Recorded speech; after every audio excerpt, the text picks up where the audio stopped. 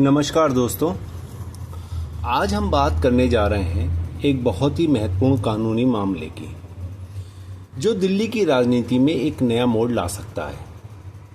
यह मामला है आम आदमी पार्टी के नेता और पूर्व दिल्ली मुख्यमंत्री अरविंद केजरीवाल की जमानत को रद्द करने के लिए ईडी की तरफ से दिल्ली हाई कोर्ट में दायर याचिका का। मामला 2021-22 की दिल्ली शराब नीति से जुड़ा हुआ है, जिसे बाद में रद्द कर दिया गया था। ईडी का आरोप है कि केजरीवाल इस नीति के माध्यम से मनी लॉन्ड्रिंग के मामले में शामिल थे। ईडी के अनुसार इस नीति में जानबूझकर खामियां छोड़ी गईं ताकि कुछ शराब विक्रेताओं को फायदा पहुंचाया जा सके और इससे मिली रिश्वत का इस्तेमाल आपके गोवा चुनावी अभियान में किया गया।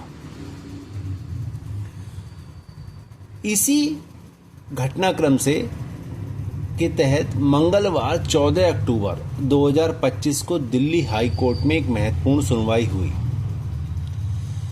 जस्टिस रविंद्र डुडेजा की अदालत में ईडी ने फिर से सुनवाई को स्थगित करने की मांग की थी।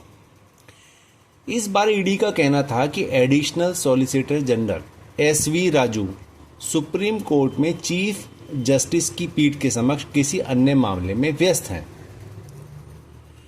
इस पर केजरीवाल के वकील ने कड़ा विरोध जताया। केजरीवाल की तरफ से पेश सीनियर एडवोकेट विक्रम चौधरी ने इस स्थगन का कड़ा विरोध किया। उन्होंने कोर्ट को बताया कि अब तक इस मामले को ईडी के अनुरोध पर बिना किसी उचित कारण के 9 बार स्थगित किया जा चुका है। चौधरी ने आरोप लगाया कि केंद्रीय जांच एजेंसी मामले को अनावश्यक रूप से लंबा खींच रही है। सीनियर एडवोकेट ने कोर्ट के सामने ये महत्वपूर्ण बात कही। सुप्रीम कोर्ट में दायर जमानत याचिकाओं को रद्द करने का समान आदेश वापस ले लिया गया। हाई कोर्ट में दायर याचिकाओं को रद्द करने का समान आदेश वापस ले लिया गया। सभी आरोपियों को जमानत मिल गई। इसमें अब कुछ बचा नहीं है। क्या मैं ही चुना गया हूं? यह राजनीतिक लाभ है और कुछ नहीं। कोर्ट ने इस पर आदेश दिया। कोर्ट ने ईडी को आखिरी और निर्णायक मौका देने का फैसला किया। जस्टिस रविंद्र डुडेजा ने कहा, यह देखते हुए कि एएसजी माननीय सुप्रीम कोर्ट के समक्ष लंबित होने के कारण उपलब्ध नहीं है, न्याय के हित में याचिकाकर्ता विभाग को अपनी दलीलें प्रस्तुत करने का अंतिम अवसर दिया जाता है। अब इस मामले की अगली सुनवाई 10 नवंबर 2025 को होगी। मामले की समय सीमा क्या है? आइए इस पूरे मामले की समय सीमा को समझते हैं। 21 मार्च 2024 ईडी ने केजरीवाल को गिरफ्तार किया। मई 2024 सुप्रीम कोर्ट ने लोकसभा चुनावों के लिए अंतरिम जमानत दी। 20 जून 2024 ट्रायल कोर्ट ने केजरीवाल को जमानत दे दी। 21 जून 2024 दिल्ली हाई कोर्ट ने ईडी की अपील पर जमानत पर रोक लगाई। 26 जून 2024 सीबीआई ने केजरीवाल को गिरफ्तार किया। 12 जुलाई 2024 सुप्रीम कोर्ट ने दोबारा अंतिम जमानत दी। 13 सितंबर 2024 सुप्रीम कोर्ट ने सीबीआई केस में भी जमानत दे दी। इस केस में कानूनी मुद्दे को समझते हैं। इस केस में कई महत्वपूर्ण कानूनी मुद्दे हैं। ईडी का मुख्य आरोप यह है कि ट्रायल कोर्ट ने जमानत देते समय उनके द्वारा एकत्र किए गए सबूतों को ठीक से नहीं देखा। एजेंसी का कहना है कि वे 45 करोड़ रुपए के पैसों का पता लगा चुकी है, लेकिन ट्रायल कोर्ट ने इस बात को नज़रअंदाज किया।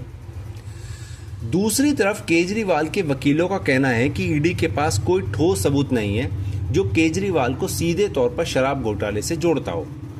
ट्रायल कोर्ट के जज न्याय बिंदु ने भी यही बात कहते हुए केजरीवाल को जमानत दी थी। इसका राजनीतिक पहलू भी है। यह मामला केवल कानूनी नहीं बल्कि राजनीतिक भी है। केजरीवाल और आप का आरोप है कि यह पूरी कार्रवाई राजनीतिक प्रेरणा से की जा रही है। उनका कहना है कि केंद्र सरकार उन्हें राजनीतिक रूप से निष्क्रिय करने के लिए इन एजेंसियों का दुरुपयोग कर रही है। ईडी की रणनीति पर भी सवाल उठते हैं।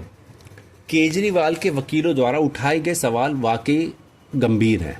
9 बार स्थगन की मांग करना और फिर भी ठोस दलीलें प्रस्तुत न करना यह दिखाता है कि ईडी के पास शायद उतने मजबूत सबूत नहीं है जितना वे दावा कर रहे हैं। न्यायपालिका की भूमिका।